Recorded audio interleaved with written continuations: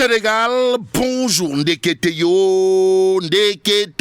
Le projet claironné et tambouriné ça et là. C'est du Narembaï aux allures de Touroulendem. Si on en croit Tribune quotidienne ce matin, le journal du groupe des médias de s'intéresser aux agences et services inutiles. Pourquoi faire? Eh bien, pour nous apprendre, le régime Pastef, le régime Pastef maintient le système VAD et Macky Sall. On est où là? C'est l'interrogation qui s'imposerait. En tout cas, des agences et services inutiles qui coûtent chaque année plus de 1000 milliards, plus de 1000 milliards aux contribuables à ne rien et absolument rien faire. Si on en croit Tribune quotidienne ce matin, le journal du groupe des médias toujours au chapitre de ce sujet d'indiquer leurs budgets peuvent servir à équiper les hôpitaux et éradiquer les abris provisoires. Et pendant ce temps, Tribune quotidienne d'afficher les propos de Ibrahima Hamidou Dème, ancien magistrat de son état. Et en l'état, Sawai Ibrahima Hamidou Dème, de considérer à plus d'un titre, Pastef cherchait à organiser une impunité pour ses propres partisans. On est où là? C'est l'interrogation qui s'imposerait aussi. Le Pastef a subi une défaite cuisante morale en tant que majorité. Voilà ce qu'a tenu à dire à haute et intelligible voix Ibrahima Hamidou Dème, ancien magistrat de son état et en l'état. Sawai de dire également depuis près d'un an, nous observons des pratiques que nous avons toujours dénoncées et qui devaient disparaître. Et ce qui paraît clair, c'est-à-dire cousu de fil blanc, voire transparent dans cette histoire, et à lire à la une de Enquête, le journal de s'arrêter sur la décision du Conseil constitutionnel. Et là, le grand bluff. Le grand bluff de Pastef les Patriotes, c'est le titre qui barre la une de Enquête. Dans le journal, on peut lire: si la loi Amadouba était passée, des crimes de sang en lien avec l'exercice d'une liberté publique allaient être amnistiés. Nettoyés. Waouh. Bon, quel sort pour les 6 pyromanes présumés du bus de Yera? Voilà l'interrogation Kouroubaïfal et Mboldebouri de Enquête quotidien qui, sans contour ni détour, s'intéresse à la décision du Conseil constitutionnel, histoire d'indiquer le grand bluff. Le grand bluff de Pastef les Patriotes. Bon, Enquête quotidienne au chapitre des déclarations politiques notées ça et là, de faire retenir celle du PIT, à savoir halte à l'asphyxie, à l'asphyxie en cours de la presse sénégalaise, aux Sénégalaises et aux Sénégalais. L'As quotidien de s'intéresser à Mansour Faye et Ismaïla Madior Fall à la haute cour de justice. Et là, on peut lire à la une de l'As quotidien: parfum de règlement de compte, tout compte fait. L'As quotidien d'indiquer Ali Ousso, Khadin Dao, des relations heurtées connues de tous, tout sur l'actualité autour justement de Mansour Faye et Ismaïla Madior Fall à la haute cour, avec l'As quotidien qui tente d'expliquer pourquoi l'arrêté caduc de 2013 fait-il foi devant les auditeurs. En d'autres termes, les arguments avancés histoire de traîner Mansour Faye et Ismaïla Madior Fall à la haute cour de justice relèveraient d'un pachal foroch au regard du titre de l'As quotidien ce matin. L'autre journal qui s'intéresse à cette actualité, c'est Tribune quotidien, le quotidien du groupe des médias. En tout cas, pour ce qui relève du fonds Covid-19 et l'affaire de la surfacturation entre guillemets du riz, d'indiquer l'erreur dans le rapport de la Cour des comptes qui a failli coûter cher à l'importateur Moustapha Ndiaye. De quoi s'agit-il exactement?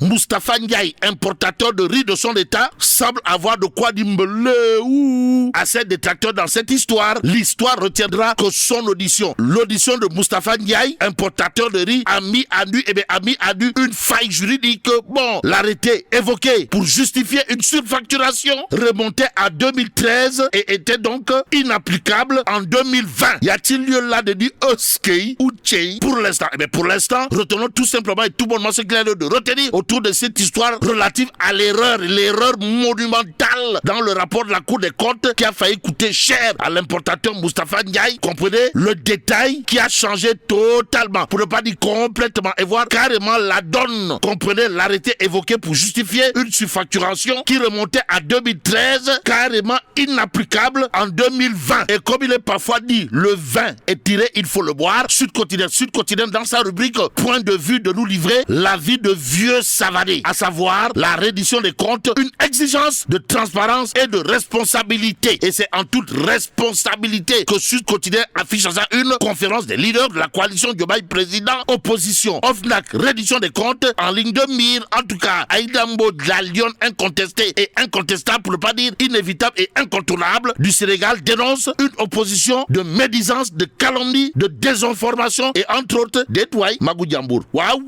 En tout cas, retenons également ce qu'il y a de retenir dans cette histoire d'après Sud quotidien. Comprenez Wali Diouf Bodian de dire l'OFNAC est le siège de l'enrichissement illicite illicite. En d'autres termes, un jubilee mina ofnag rajim. Voilà ce que semble dire Waly Diouf Bodian, si on en croit Sud Quotidien ce matin. Ce matin, source A. En tout cas, au sujet des poursuites judiciaires contre les responsables de l'ancien régime, de nous apprendre que c'est à plein régime, que tourne la coalition Diomaye président, histoire de souffler sur les braises à la question de savoir s'il y aurait une odeur de nefer dans des tchaya. Eh bien, source A d'indiquer les propos de Waly Diouf Bodian, qui semble fort belle en disant billahi, wallahi, tallahi, un pays ne peut pas marcher avec autant de criminels dans la rue. Il faut réformer la loi de sorte que le parquet financier puisse agir en matière d'enrichissement illicite. Que retenir d'autre des réactions de Diomaye président, sinon celle signée Aïda Mbodj, d'après source A, à savoir, il ne s'agit ni d'acharnement, ni de règlement de compte politique, encore moins de chasse aux sorcières, comme certains veulent le faire croire. Et ce que croire dur comme fer. Le quotidien ce matin porte sur un fait clair, comprenez, Dieu est grand, mais Moustapha Niasse, ou l'enfant de Keur Madiabel, qui n'a jamais fait et jamais pensé à faire l'école buissonnière n'est pas petit. En tout cas, Niasse, la fin d'une histoire, c'est ce que renseigne clairement et nettement le quotidien,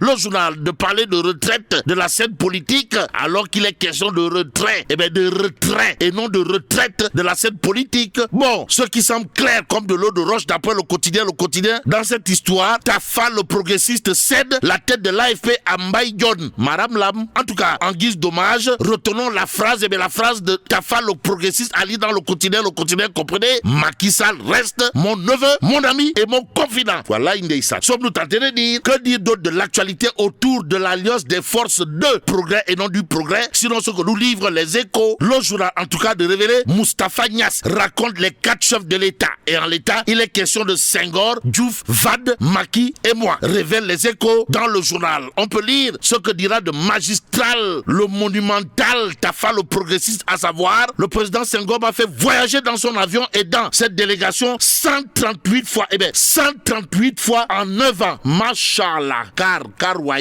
Sommes-nous tentés de dire, que dire d'autre? Sinon, Abdou Diouf a signé 19 décrets où je me trouvais nommé, promu, distingué. Ajoutera Tafa le progressiste d'après les Échos. Euskei, sommes-nous tentés de dire. Aussi, au bout de 11 mois, Wade et moi avons constaté que le travail que nous avions en commun était difficile. Le boc. Bon, jamais, je dis jamais encore, une fois jamais, mon amitié avec Macky Sall ne disparaîtra. Dira en tout cas Moustapha Niasse, ou l'enfant de Keur Madiabel, qui ne fera jamais, au grand jamais, l'école buissonnière, d'après les Échos. Mais l'écho favorable dans cette histoire est à lire à la une de l'Info. Le journal de révéler, nouveau secrétaire général de l'AFP, Mbaye Dione, Maram Lam, annonce la couleur. Ouais, Tatulen Mbaye Dione, ouais. Sawai Mbaye Dione, nouveau secrétaire général de l'Alliance des forces de progrès et non du progrès, qui aura probablement de quoi faire du tchourpi fait chumbote. En lisant l'évidence quotidienne, de toute évidence, succéder un Moustapha Niasse.